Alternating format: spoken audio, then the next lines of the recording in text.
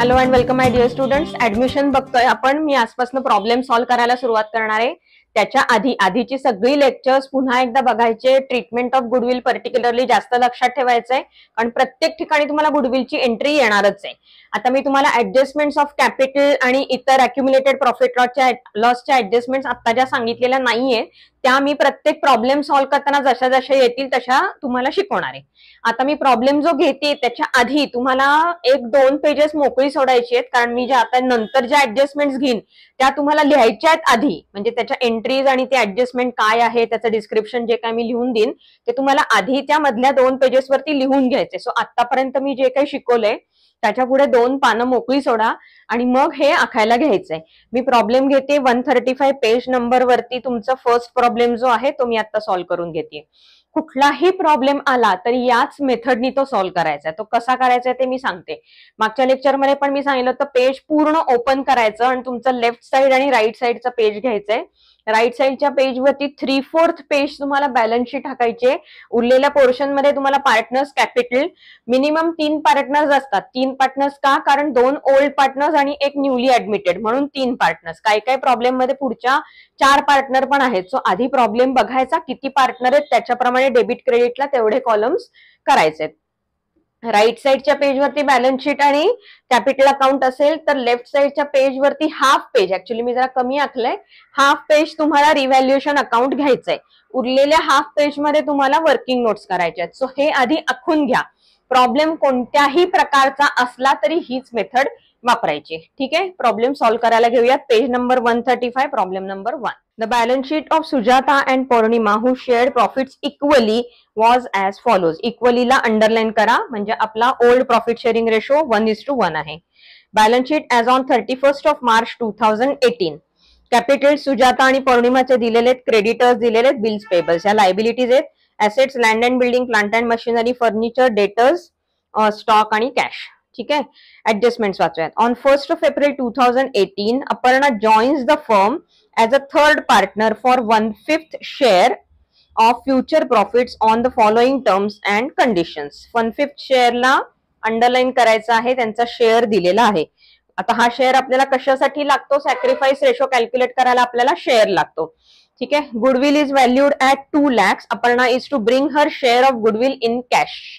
याचा अर्थ premium method आहे. Aparna is going to bring her share of goodwill in cash म्हणले म्हणजे प्रीमियम मेथड. गुडविल रिवाइज करा. गुडविलच्या 2 एंट्रीज प्रीमियमच्या कोणत्या येणार आहेत? Goodwill is coming into the business in the form of cash. So cash is coming in.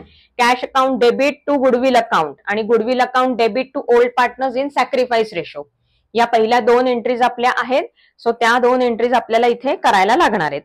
नंतर आहे Aparna is to bring in 1 lakh as her capital. Capital bring करायचे, त्याचे सुद्धा cash मध्ये एंट्री होणार आहे. A provision of 10% is to be created on sundry debtors. So sundry डेटर्सला dot करून ठेवा. ऍडजस्टमेंट आहे त्याला. Land and building is to be valued at 80,000. Land and बिल्डिंगला पण डॉट करून ठेवा. स्टॉक्स, प्लांट, इथे कॉमा द्या. इथे कॉमा नाहीये माझ्या ह्याच्यात, तुमच्या देखील माहित नाही. स्टॉक्स आणि plant and machinery is to be reduce by 20%. So stock आणि प्लांट अँड मशिनरी दोन्हीला डॉट करून ठेवा. Draft the journal entries to record the above arrangement and give the opening balance sheet of the new firm. काय विचारलंय हे पण खूप महत्वाचं आहे. उद्या तुम्हाला जर्नल एंट्रीज विचारल्यात आणि तुम्ही साधा प्रॉब्लेम सॉल्व्ह करून आलात तर 0 मार्क मिळतील. सो काय विचारलंय हे इम्पॉर्टंट आहे. जर्नल एंट्रीज करायच्या आहेत आणि नवीन बॅलन्स शीट त्यांना न्यू फर्मची बॅलन्स शीट द्यायची आहे. ठीक आहे. सो न्यू फर्मची बॅलन्स शीट कधी असेल? ज्या डेटला ऍडमिशन झालेली आहे न्यू पार्टनरची. So 1 April 2018. सो आता in the books of Sujata and Pournima असं आपलं पहिलं असेल. So in the books of Sujata and Pournima दोन्हीकडे लिहायचे. रिव्हॅल्युएशनच्या डोक्यावर पण आणि बॅलन्स शीटच्या डोक्यावर पण.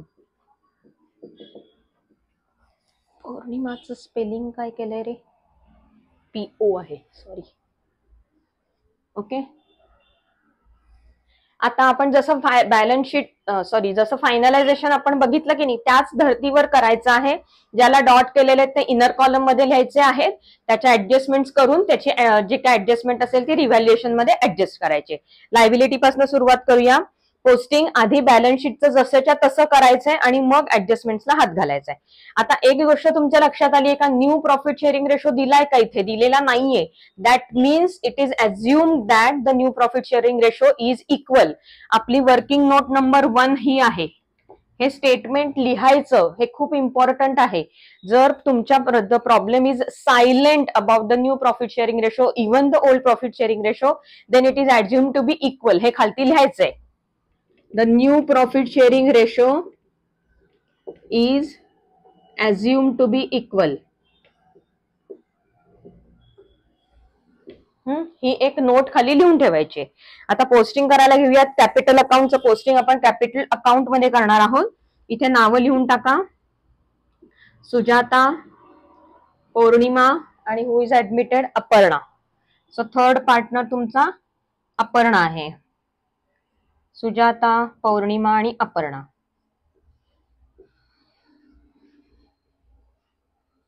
ठीक आहे. आता by balance brought down, credit balance आहे.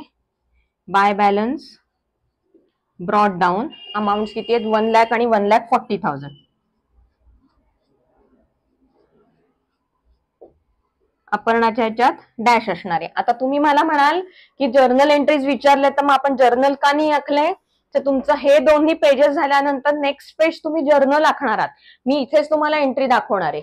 सो तुम्ही बेसिकली ह्या पोस्टिंग तर आधी करून घ्यायच्याच आहेत, प्लस ऍडिशनली जर्नल पण आखायचं आणि विथ नॅरेशन लिहायचंय.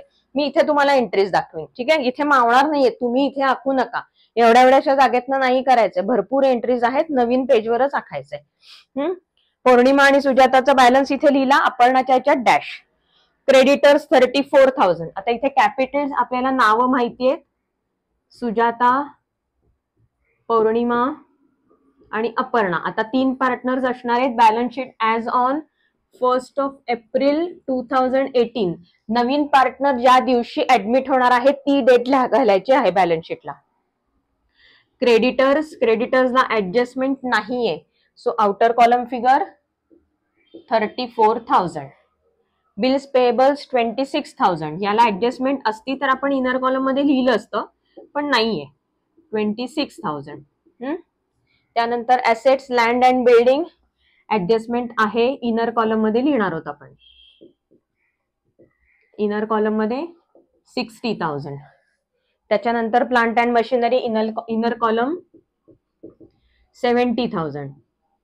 याला सगळ्याला ऍडजस्टमेंट्स आहेत. आधी आपण फक्त पोस्टिंग करून घेतोय ओपनिंग बॅलन्स शीटचं. हे आता नवीन नाहीये तुम्हाला हे सगळं आधी बघितलेलं आहे तुम्ही.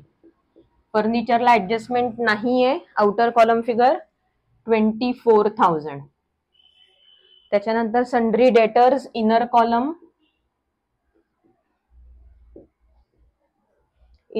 फिगर 26,000. स्टॉक ऍडजस्टमेंट आहे. एक ओळ सोडा डेटर्सची ऍडजस्टमेंट करायला. स्टॉक लिहिला मी. Inner column figure 40,000. आणि कॅश स्टॉकला पुन्हा एक ओळ सोडून कॅश आउटर कॉलम 80,000. सॉरी, आता कॅशची ऍडजस्टमेंट तुम्हाला करायची आहे, कारण कॅश 80,000 जी आहे ही चेंज होणार आहे. सो मी इथे एक कॅश अकाउंट करते नवीन. कॅश अकाउंट मध्ये आपल्याला चेंज होणार आहे की नाही कॅश आपली. सो इथे मी कॅश अकाउंट करते. तिथे बॅलन्स लिहिते. To balance brought down. Amount किती आहे? 80,000. कारण ते गुडविल जे आणलेले आहे ते पण कॅश मध्ये आहे आणि कॅपिटल पण कॅश मध्ये आणलेले आहे. सो कॅश बॅलन्स चेंज होणार आहे. ठीक आहे, झालं. आता आपण ऍडजस्टमेंट करायला घेऊया. ज्या ऍडजस्टमेंट करायच्या त्या फिगर्स इनर कॉलम मध्ये लिहिलेल्या आहेत आपण.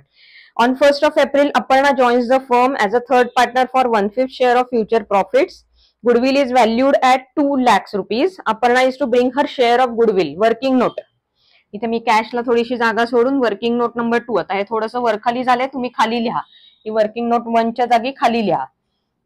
Note number 2, new partners share किंवा अपर्णाज शेअर म्हणा. इथे अपर्णाज शेअर इन गुडविल. तो कसा कॅल्क्युलेट करायचा? गुडविल किती आहे? ₹2 lakhs मल्टिप्लाइड बाय 1/5 म्हणजे किती झाले? 40,000 हा अपर्णा शेअर झाला. आपण 40,000 ची एंट्री करणार आहोत. आता goodwill is valued at 2 lakh. Aparna to bring her share of goodwill in cash. So cash is coming in. Cash account debit to goodwill account. Immediately दुसरी फॉलोड बाय एंट्री कुठली करायची आहे? Goodwill account debit to sacrificing partners in the sacrifice ratio. Entries लक्षात ठेवा. Cash account debit to goodwill account debit to sacrificing partners in sacrifice ratio. So cash account debit to goodwill म्हणून इथे to goodwill account. Amount किती आहे? 40,000. Journal जे तुम्ही लिहिलेलं आहे तिथे पहिली एंट्री तुम्ही काय करणार? Cash account debit to goodwill account. Amount होती 40,000. मी आता दाखवते रफ मध्ये, तुम्हाला फेअर मध्ये लिहायचंय. Being Aparna's share in goodwill brought in cash by Aparna. ठीक आहे, हे तुमचं नॅरेशन झालं फर्स्ट एंट्रीचं. So cash account debit to goodwill account. Immediately आपण goodwill account debit to sacrificing partner entry करणार आहोत म्हणून मी गुडविल अकाउंट ती एंट्री केलेली नाहीये, कारण इथे गुडविल आपलं रिटेन होत नाहीये बिझनेसमध्ये. प्रीमियम मेथड वापरलेली आहे. सो इथे गुडविल अकाउंट करून गुडविल अकाउंटच्या क्रेडिटला बाय कॅश अकाउंटचं मी पोस्टिंग केलं असतं आणि पुन्हा सॅक्रिफायसिंग पार्टनरनी त्याला डेबिट देऊन ते अकाउंट नील केलं असतं. आता मी ते लिहिणार नाहीये म्हणून मी याचा सेकंड इफेक्ट देत नाहीये. इमिजिएटली सेकंड एंट्री काय करायची? Goodwill account debit 40,000. So next तुमची एंट्री आहे goodwill account debit 40,000 to sacrificing partner दोन्ही आहेत, सुजाता आणि Pournima. So to Sujata's capital account to Pournima's capital account. आता इक्वल शेअर असणारे सॅक्रिफायसिंग रेशो का? सो जेव्हा ओल्ड शेअर आणि न्यू शेअर हे इक्वल असतात त्यावेळेला सॅक्रिफायसिंग रेशो सुद्धा इक्वल असतो. जर तुम्हाला हे पटत नसेल किंवा एकदम क्रॉस व्हेरीफाय करून बघायचं असेल तर आपण करून बघूया. सॅक्रिफाईस रेशो कसा कॅल्क्युलेट करायचा असतो? Old ratio minus new ratio. बरोबर आहे. ओल्ड रेशो काय आहे? हाफ. न्यू रेशो काय आहे? 1/3. म्हणजे 3 - 2/6 म्हणजे 1/6 हा आला सुजाताचा. आणि पौर्णिमाचा पण सेमच येणार आहे ना, म्हणजे 1/6 म्हणजे 1:1 झाला. हेच मी सांगत होते की जर ओल्ड रेशो इक्वल आहे, न्यू रेशो पण इक्वल आहे, तर सॅक्रिफाईस रेशो पण इक्वलच येणार. ठीक आहे, लक्षात आलंय. सो तुम्हाला 1:1 हा सॅक्रिफाईस रेशो हे कळलंय. मग सॅक्रिफाईस रेशो जर 1:1 असेल तर 40,000 इक्वली डिवाइड होतील 20,000 असे. एंट्री दिसतीये ना? So goodwill account debit 40,000 to Sujata's capital account 20,000 to Pournima's capital account 20,000 अशी आपली याची एंट्री येणार आहे. आता ही एंट्री गुडविल अकाउंटच्या क्रेडिटला जाणार आणि डेबिटला जाणार आणि पौर्णिमाज आणि सुजाताज कॅपिटल अकाउंटच्या क्रेडिटला येणार. मी इथे गुडविल अकाउंट ओपन नाही केलेलं आहे कारण ते डेबिट 40,000 क्रेडिट 40,000 इथे नील होऊन गेले. सो मी एस कॅपिटल आणि ह्याच्या कॅपिटलला क्रेडिटला लिहिते इथे बाय गुडविल अकाउंट 40,000 ईच. ठीक आहे, पोस्टिंग कळलं. मी फक्त गुडविल अकाउंट लिहिलं नाहीये. एक क्रेडिट एक डेबिट नील झालं. कॅश अकाउंटच्या डेबिटला 40,000 ची एंट्री आली आणि कॅपिटल अकाउंटच्या क्रेडिटला 20,000 ची एंट्री आली. 40 नाही 20. ठीक आहे, नेक्स्ट बघूया. Aparna is to bring 1 lakh as capital. Cash account debit to Aparna's capital account. Cash is coming in. So इथे अपर्णाज कॅपिटल अकाउंट 1 लाख आणि इथे बाय कॅश अकाउंट अपर्णाच्या कॉलम मध्ये 1 लाख. जर्नलची नेक्स्ट एंट्री काय येणार? Cash account debit to Aparna's capital account. Amount 1 lakh. Being capital brought in by Aparna in cash. याचे entry काय करणार आहात तुम्ही? नॅरेशन काय लिहिणार आहात? Being goodwill distributed among the sacrificing partners in the sacrifice ratio. ठीक आहे, सो 3 एंट्री झाल्या. तिघांचंही नॅरेशन झालं. याचं इथे डेबिट आणि इथे क्रेडिटचं पोस्टिंग झालं. Next, provision of 10% is to be created on sundry debtors. Sundry डेटर्सला लेस प्रोव्हिजन ऍट 10%. याच प्रोव्हिजनच्या जागी आपण आरडीडी पण म्हणू शकतो. आरडीडी म्हणजेच प्रोव्हिजन. किती आहे? 10% आहे. सन्ड्री डेटर्स वरती 10%, 26,000 च्या 10% 2,600, लेस करून बाहेर आले 23,400. Less from asset revaluation debit. Revaluation हे P&L अकाउंट ऍडजस्टमेंट अकाउंट आहे, हे मी सांगितलं होतं आधी. रिव्हॅल्युएशनचं दुसरं नाव P&L ऍडजस्टमेंट अकाउंट आहे. म्हणजेच जसं P&L फंक्शन होतं तसंच रिव्हॅल्युएशन अकाउंटचं पण फंक्शनिंग आहे. सो लेस फ्रॉम ऍसेट आपण P&Lच्या डेबिटला टाकायचो. आता इथे P&L नसून रिव्हॅल्युएशन अकाउंट आहे. So less from asset revaluation debit. इथे काय लिहायचं आपण? 2 RDD 2,600. पोस्टिंग कळलं? ह्याची एंट्री काय होणार? मी हे जरा पुसते म्हणजे एंट्रीज करता येतील मला.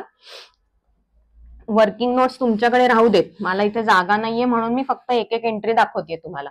सो ह्याची एंट्री काय होणार आहे? रिव्हॅल्युएशनच्या डेबिटला आहे. So revaluation account debit to RDD account. Amount आहे 2,600. 2,600. Narration being RDD created 10% on sundry debtors. ठीक आहे. Next, land and building is to be valued at 80,000. Directly value दिलीये. लँड अँड बिल्डिंगची आउटर कॉलमची फिगर दिलीये 80,000. आता डिफरन्स काढा. Originally 60 होतं, त्याचं 80 झालं म्हणजे ऍड झालं. सो add revaluation. Add revaluation 20,000 add झाले. आता इथे राईट इफेक्ट आहे. जेव्हा ऍड असतं तेव्हा सेम साइडला इफेक्ट असतो. लेस असतं तेव्हा अपोजिट साइडला. जसं इथे लेस करून अपोजिट साइडला ऍड केलंय तसंच इकडे जर ऍड केलं तर same side add. Right add. हो, रिव्हॅल्युएशनच्या क्रेडिटला येणार by land and building 20,000. Entry काय होणार? लँड अँड बिल्डिंग क्रेडिटला आलंय म्हणजे डेबिटला काय आलं? सॉरी, रिव्हॅल्युएशन क्रेडिटला आलंय. याचा अर्थ डेबिट लँड अँड बिल्डिंग आलं. आणि डेबिट लँड अँड बिल्डिंग आहे, ऍसेट आहे लँड अँड बिल्डिंग, त्याला ऍडिशनल डेबिट दिले म्हणजे ऍड केलंय. बरोबर. सो इथे एंट्री काय येणार आपली? Land and building account debit to revaluation account. तुम्ही शॉर्ट फॉर्म्स वापरू नका बरं का. 20,000 being revaluation of land and building by ₹20,000. ठीक आहे. नेक्स्ट, स्टॉक आणि plant and machinery is to be reduced by 20%. वरती आपला प्लांट अँड मशिनरी आहे, खाली स्टॉक आहे. So less revaluation at 20%. So ह्याचं 20% झालं 8,000. ते लेस केल्यानंतर 32,000 आउटर कॉलम आलं. Less from asset opposite side add. So इथे येणार आहे टू स्टॉक 8,000. एंट्री काय येणार? Revaluation account debit to stock. So इथे एंट्री येईल आपली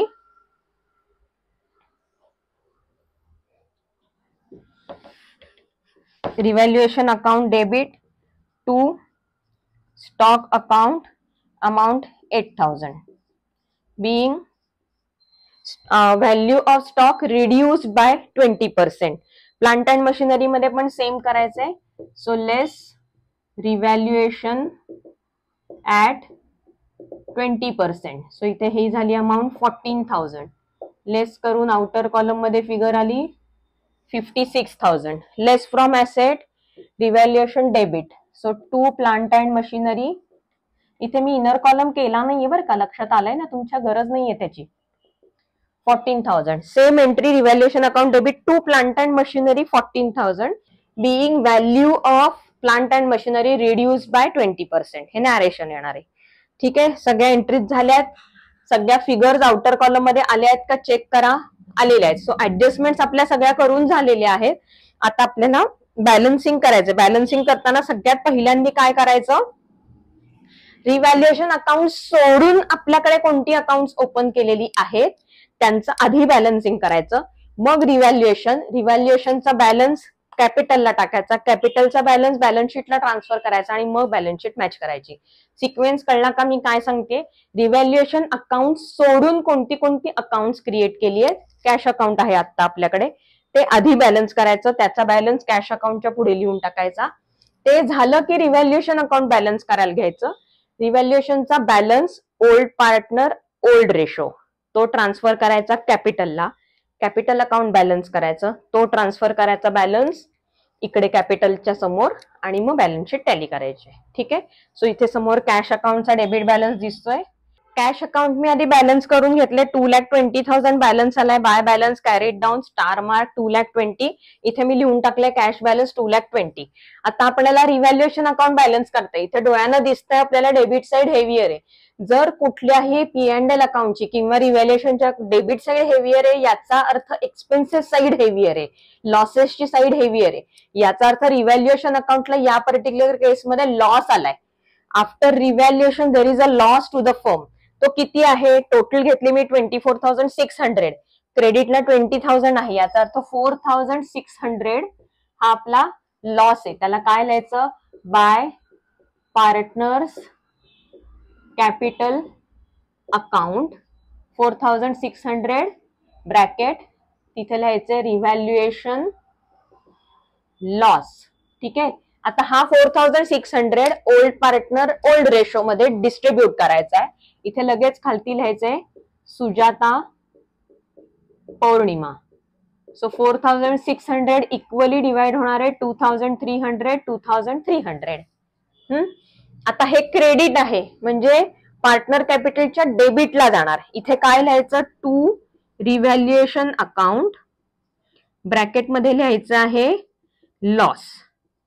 अमाउंट 2,300 सुजाता 2,300 पौर्णिमा अपर्णा डॅश. ही एंट्री केली की नाही आपण, मग जर्नल मध्ये याची एंट्री काय होणार? रिव्हॅल्युएशनला क्रेडिट आहे आणि पार्टनर कॅपिटलला डेबिट आहे.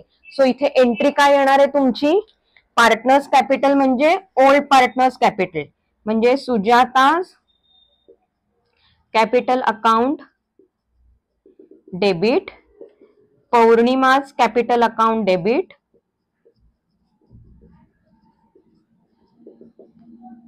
To revaluation account. अमाउंट्स काय डेबिटच्या 2,300 2,300, रिव्हॅल्युएशनला credit 4,600 being revaluation loss distributed among old partners in old profit sharing ratio. कळतंय? रिव्हॅल्युएशन लॉस हा लॉस शब्द आला पाहिजे. Distributed among old partners in old profit sharing ratio हे आपलं इथलं नॅरेशन झालंय. एंट्री ट्रान्सफर करून झालीये. हे अकाउंट बॅलन्स झालं. आता कॅपिटल अकाउंट बॅलन्स करायचंय. कॅपिटल अकाउंटचा क्रेडिट बॅलन्स हेवियर दिसतोय आपल्याला इथे. सो 1,20,000 सुजाताची टोटल आहे, 1,60,000 पौर्णिमाची टोटल आहे, अपर्णाची आहे 1,00,000. ती मी कॉपी केली डेबिटला 1,20,000 1,60,000 आणि 1,00,000. त्यापैकी अपर्णाच्या ह्याच्यात काहीच नाहीये, याचा अर्थ अपर्णाचा बॅलन्स 1,00,000 तसाच राहिला. पौर्णिमाचा बॅलन्स किती येणार आहे? 1,60,000 minus 2,300.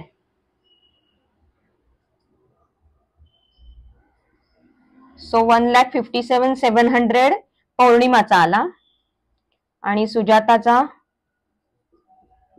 1,17,700 to balance carried to balance sheet star mark. To balance carry to balance sheet. आता जेव्हा आपण कॅपिटल अकाउंट लिहितो ना तसाच्या तसा त्याच साईडला तो बॅलन्स वर लिहायचा आहे कॅपिटलला.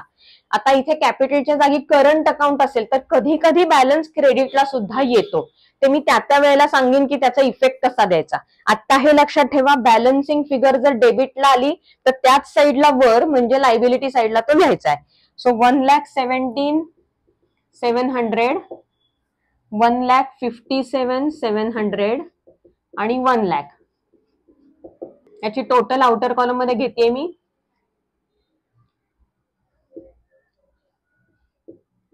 3,75,400 बघा बॅलन्स शीट टॅली होतीये का? 4,35,400 ला बॅलन्स शीट टॅली झालीये, त्यांची पण झालीये, बरोबर आलेलं आपलं. आता इथे कुठे एंट्री करायची आपली राहिली आहे का? शेवटची एंट्री आपली रिव्हॅल्युएशन लॉस ट्रान्सफर झाला ती शेवटची एंट्री असते. त्याच्यानंतर रिव्हॅल्युएशन मध्ये दुसरी एंट्री नाही. लास्ट जर्नल एंट्री कुठली करायची? रिव्हॅल्युएशन प्रॉफिट और loss transfer to old partner, ही आपली जर्नल एंट्रीज मधली लास्ट एंट्री असते. त्याच्यानंतर कुठलीही एंट्री करायची नाही. त्यांच्यात काय चुकलंय मला कोण सांगू शकेल? त्यांनी ज्या जर्नल एंट्रीज दिलेल्या आहेत ना त्याच्यात एक चूक आहे. ती काय चूक आहे मला तुम्ही सांगा, कमेंटमध्ये सांगा काय चूक आहे ते. जर्नल एंट्रीज मध्ये काहीतरी चुकलंय. ठीक आहे. सो मी मगाशी सांगितलं तसं रिव्हॅल्युएशन लॉस किंवा प्रॉफिट जेव्हा आपण ट्रान्सफर करतो कॅपिटल अकाउंटला, that will be the last entry for the admission of partners journal entry. त्याच्या पुढे एंट्री येणार नाही. ठीक आहे. सो मी आता मगाशी सांगितलंय तुम्हाला तसं सेम फॉर्मॅटमध्ये तुम्ही कुठलाही प्रॉब्लेम आला, जर्नल एंट्रीज विचारू देत, विदाऊट जर्नल एंट्रीज नुसती बॅलन्स शीट विचारा, तरी तुम्ही याच फॉर्मॅटमध्ये करणार आहात. सगळं करायचं आणि ऍडिशनली जर्नल एंट्रीज करायच्या विथ नॅरेशन. ठीक आहे.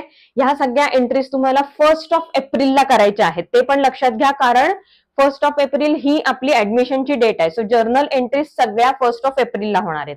ठीक आहे. नेक्स्ट लेक्चरमध्ये मी अजून असेच प्रॉब्लेम्स घेणार आहे जिथे कॅपिटलच्या एंट्रीज वगैरे सुद्धा कशा करायच्या ते मी एक एक दाखवीन. हळूहळू डिफिकल्टी लेवल वाढत जाणार आहे. हा जर तुम्ही कंपल्सरी प्रॉब्लेम म्हणून ऑप्ट केलात की दुसरं काही तुम्ही म्हणजे करा बाकीचे पण प्रॉब्लेम्स, पण जर ऍडमिशन ऑफ अ पार्टनर तुम्ही नीट अभ्यासपूर्वक प्रॅक्टिस करून नीट केलात आणि हाच ऑप्ट करायचं ठरवलं ना तर तुम्हाला फुल मार्क्स मिळणार आहेत त्याचे. लक्षात ठेवायचे. ठीक आहे. नेक्स्ट लेक्चर पर्यंत